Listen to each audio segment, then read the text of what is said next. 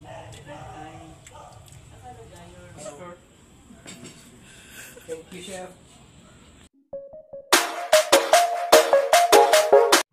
Hi! Ako si Chef Roger. Sa hapon na ito ay magluluto tayo guys ng fresh corn soup, mais na presko. At ipapakita natin sa inyo step by step ang ating pagluluto ng mais na sabaw. Wala tayong mga chemicals na ihahalo rito, asin lang. At panoorin kung ano ang pagluluto natin ng fresh soup corn, corn soup fresh. Hugas na to kanina at malinis na rin yung ating kamay dahil siyempre nahawakan natin yung ating gulay at mamaya hindi na kasi pwedeng hugasan, kaya kailangang hugasan na ang ating kamay para malinis. At ito guys, manipis na pagkakagayat, huwag niyong lakihan kasi hindi siya malinamnam. Kailangan medyo manipis para malapot-lapot pag isasabaw na natin.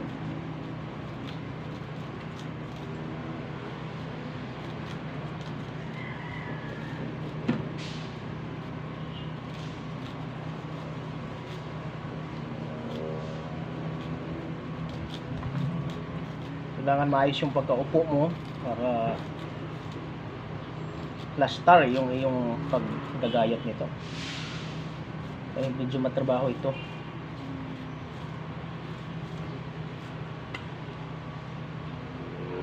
Gamitan na natin ng ganito para makuha yung pinaka-core niya sa ilalim, no?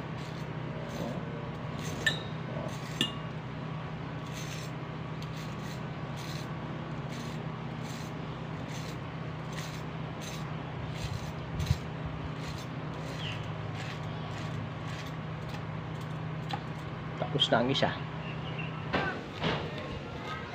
So, ganito lang pagayat. Kailangan pinong-pino. Lalabas yung kanyang katas pag ginamitan mo ng ganito.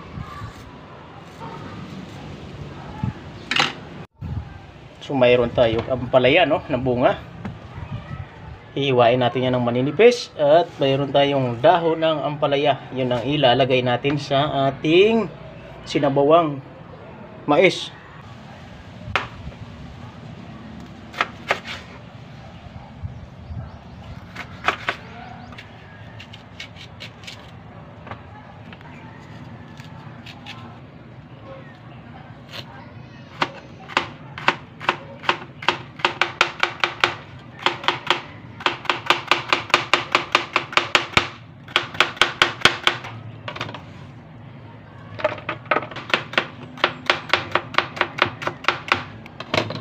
Lagay natin sa tubig para maibabad niya at matatanggal yung kanyang pait. Then hihimay na natin ang dahon ng ampalaya, no? May tubig na yan guys, oh. Para diretso hugas na yan. Puro dahon lang. Pwede namang dahon lang ang ilagay mo dito sa ating recipe sa lutong mais na corn soup. Pwedeng lagyan mo rin ng bunga o anong gusto mo rin ilagay na dahon. Pwedeng malunggay. Basta dahon na makakain ay pwede.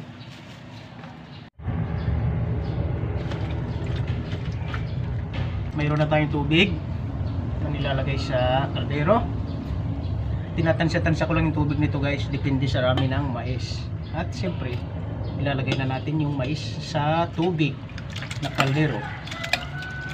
Yun lang yan guys pagluto niyan. May laman pa yan, lagyan natin ng tubig. Oh, sayang yan. Okay.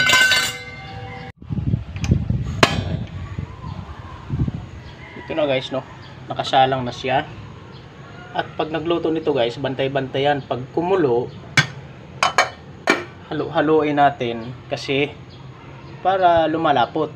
Huwag nating hayaang umaapaw-apaw dyan. Kailangan halo-haloin natin. So ako nilalagyan ko na kaagad ng asin para maglasa. Depende na yan sa dami ng niluluto mo.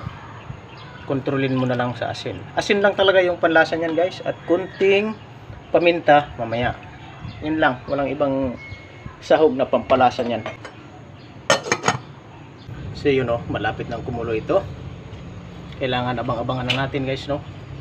Tapos basta ganyan na guys, idahan-dahan na natin ganon. Halo-halo, no?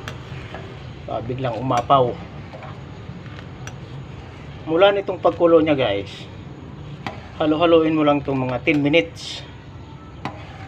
Luto na yan. Tapos yung lasa niyan, asin lang. At kunting paminta mamaya. Kailangan lagi mong i-ganyan hanggat sa pagkatapos maluto.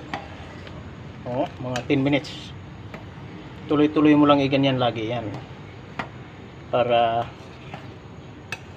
hindi siya aapaw at lalapot ng lalapot siya sa paghahalo-halo mo. Ganyan lang. Tuloy-tuloy lang natin to guys. Ganun lang, muntik na nga umapaw eh. Hinaan natin yung apoy para hindi mabigla yung pagkakaluto, ha. Kailangan dahan-dahan lang ang apoy. Tapos sa kabila naman, okay, kita mo yan, mag-aadobo ako ng chicken, no? Pinatuyo na adobo yan, partner nitong sabaw. Kunting paminta lang guys. Tapos halo-haloin mo yan para hindi mamuo yung paminta. Wala, kung walang paminta okay lang yan guys. Ako nilalagyan ko para may kagat na kunting maglalaban-laban yung lasa ba. Lagay na natin ang ampalaya. Isang kulo lang yan guys, luto na yan.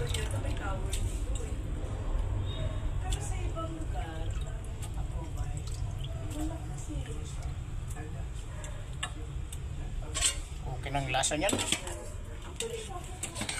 Lagay na natin ang dahon ng ampalaya. Mapait para bitter, parang pag-ibig, mapait.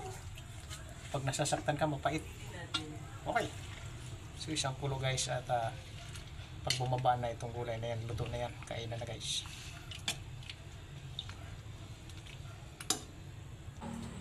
Sarap. Kaya pinaulit ko yung cellphone namin. Na-fresh na fresh. Sa pagkaluto, walang kasing anong mga chemicals na nilalagay yan guys. Hindi.